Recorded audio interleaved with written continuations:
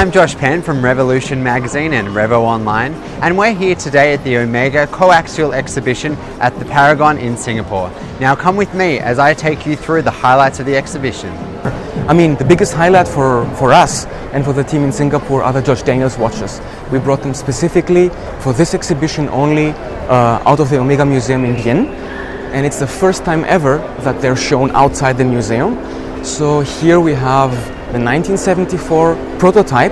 George Daniels bought an Omega Speedmaster automatic caliber 1045 himself. Omega didn't have anything to do with it, and he manually, by hand, modified it to include his coaxial escapement, and he traveled throughout the Switzerland to try to persuade the watchmaking industry to adopt his coaxial escapement. And practically everybody at that time wasn't ready to adopt. It was also very, very difficult.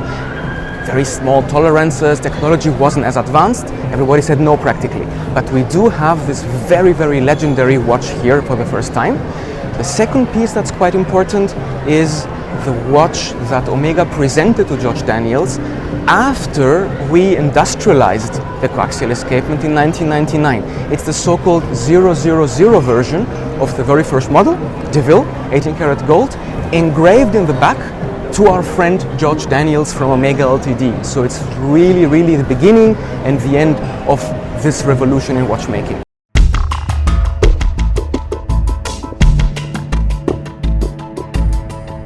So basically it's all about physics. Imagine a machine that always have revolving parts that usually they touch each other. There's always contact.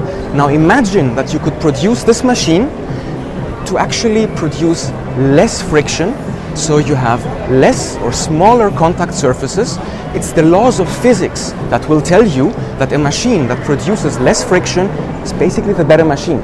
So here we have an escapement, which is the heart of your watch, that produces less friction, thus it needs less lubrication. It makes it for a better escapement, which means it produces on a wide scale, which means over the whole power reserve, a more stable rate. Definitely, the laws of physics demand that this is the better escape.